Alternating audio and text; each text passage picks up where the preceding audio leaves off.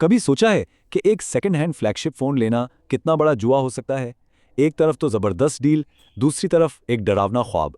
आजकल ये ट्रेंड बहुत आम है, लेकिन असल कहानी तो फ़ोन की चमकती स्क्रीन के पीछे होती है। चलें, मिलकर इस राज से पर्दा उठाते हैं।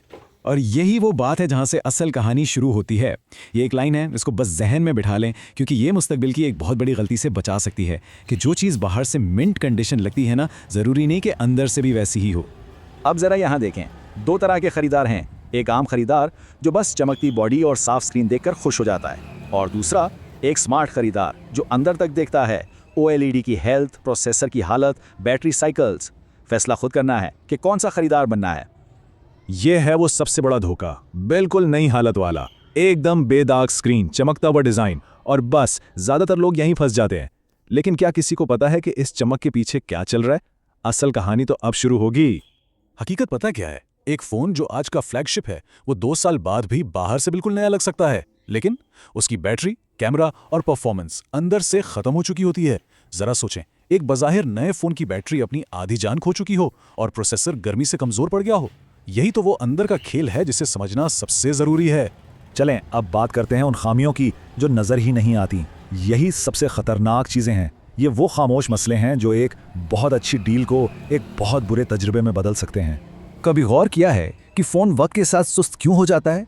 ये कोई वहम नहीं है। असल में अंदर ही अंदर गर्मी प्रोसेसर को नुकसान पहुंचा रही होती है। सेंसर्स आहिस्ता आहिस्ता ख़राब हो रहे होते हैं। और हाँ, एक और बात, कभी कभी कंपनियां खुद भी चाहती हैं कि लोग पुराना फ़ोन छोड़कर नया खरीदें। इसे कहते हैं प्लान्ड ऑब्सोलेंस। तो सवाल ये है कि एक स्मार्ट खरीदार कैसे बना जाए? जब मसला समझ आ गया है तो इस जाल से बचने का तरीका क्या है? चलें अब एक आम खरीदार से स्मार्ट खरीदार बनने का सफ़र शुरू करते हैं। एक स्मार्ट खरीदार की सोच क्या होनी चाहिए? देखें, अब वो ज़माना गया जब सिर्फ खराशें और बेंचमार्क स्कोर्स देखे जाते थे। खासतौर पे 2026 तक ये सोच बहुत पुरानी हो जाएगी। अब इससे बहुत आगे बढ़कर सोचने का वक्त है। तो चलें अब एक गहरी जांच पड़ताल की गाइड पर नज़र डालते हैं। ये एक ऐसी चेकलिस्ट है जो एक आम खरीदार को एक माहिर बना सकती है। ये वो बातें हैं जो शायद दुकानदार भी ना बताए। शुरू करते हैं OLED डिस्प्ले से। देखें, ये स्क्रीनें वक्त के साथ थक जाती हैं, इनकी उम्र होती है। सिर्फ ब्राइटनेस चेक करना काफ़ी नहीं है, ये देखना पड़ता है कि क्या मुख्तलिफ एंगल से रंग बदल तो नहीं रहे, या स्क्रीन पर किसी पिछली तस्वीर या आइकॉन का हल्का सा निशान तो नहीं रह गया, जिसे बर्न इन कहते हैं। यही वो चीज़ें हैं जो स्क्रीन की असल कहानी बताती हैं। अच्छा, डिस्प्ले की बात हो गई, अब आते हैं फ़ोन के असली दिल की तरफ, यानी इसकी बैटरी। और यकीन करें, ये वो जगह है जहां सबसे ज़्यादा धोखा दिया जाता है। और ये नंबर तो सबने देखा होगा, 90% बैटरी हेल्थ। कितना अच्छा लगता है ना देखकर। लेकिन क्या ये वाकई सच है या ये सिर्फ एक धोखा है? क्योंकि सच तो ये है कि ये एक धोखा हो सकता है। ये 90% का हिस्सा ये पूरी कहानी नहीं बताता। असल हकीकत तो उसके पीछे छिपी है। तो बैटरी की असल सेहत कैसे चेक करें? 3 चीज़ें हैं। सबसे पहले चार्जिंग साइकिल्स चेक करें, यानी कि कितनी बार चार्ज हो चुका है। दूसरा, इस पर कोई हैवी गेम या ऐप चलाकर देखें कि परफॉर्मेंस कैसी है।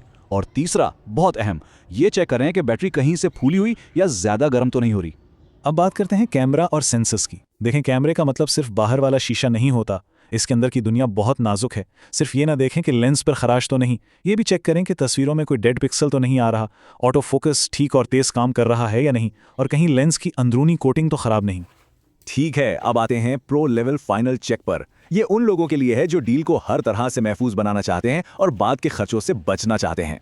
तो प्रो लेवल पर क्या क्या किया जा सकता है? पहली बात, हर फ़ोन में खुफिया सर्विस मेन्यूज़ होते हैं। इनके कोड्स ऑनलाइन मिल जाते हैं।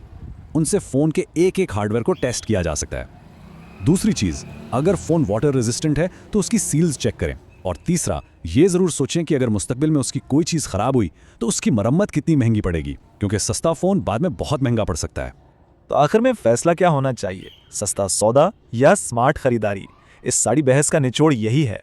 तो एक स्मार्ट खरीदार का कोड क्या है? हमेशा फ़ोन की अंदरूनी हालत को देखें, सिर्फ बाहर की चमक को नहीं। दूसरी बात, सस्ती डील के पीछे छुपे हुए खर्चों को समझें।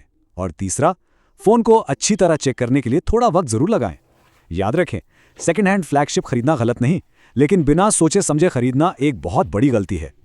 और आखिर में बस ये एक बात, एक स्मार्ट खरीदार वो नहीं जो सस्ता खरीदे, बल्कि वो है जो सही चीज़ खरीदे। असल कदर कीमत में नहीं, सही इंतखाब में है। तो अब सवाल यह है कि अगली फ़ोन की खरीदारी सस्ती होगी या स्मार्ट? अक्सर लोग जब यूज्ड फ्लैगशिप फ़ोन खरीदने जाते हैं तो सिर्फ इसकी बॉडी और स्क्रीन देखकर फैसला कर लेते हैं, लेकिन हकीकत में फ़ोन की असल हालत अंदरूनी पुर्ज़ों से पता चलती है। बज़ाहिर नया लगने वाला फ़ोन भी अंदर से कमज़ोर हो सकता है, जैसे बैटरी की कारकर्दगी कम हो जाना या प्रोसेसर की ताकत घट जाना। इसीलिए सिर्फ खूबसूरती पर ना जाएं, बल्कि समझदारी से हर पहलू को देखें। 2026 में एक अच्छा ख़रीदार वही है जो सिर्फ स्क्रैचेस नहीं, बल्कि डिस्प्ले की क्वालिटी, बैटरी हेल्थ और परफॉर्मेंस को भी चेक करे। ओएलईडी स्क्रीन वक्त के साथ रंग बदल सकती है या इस पर निशान आ सकते हैं, जबकि बैटरी अक्सर अपनी असल हालत से कमज़ोर हो चुकी होती है। इसके अलावा कैमरा भी मुतासर हो सकता है, जैसे फोकस का मसला या तस्वीर की क्वालिटी में कमी आना। आखिर में ये समझ लें कि सस्ता फ़ोन हमेशा फ़ायदेमंद नहीं होता, क्योंकि बाद में इसकी मुरम्मत पर ज़्यादा खर्च आ सकता है। बेहतर यही है कि ख़रीदने से पहले मुकम्मल जांच पड़ताल की जाए और हर छोटी बड़ी चीज़ को देखा जाए। एक समझदार फ़ैसला आपको नुकसान से बचा सकता है और आपके पैसे की असल कदर भी बरकरार रखता है।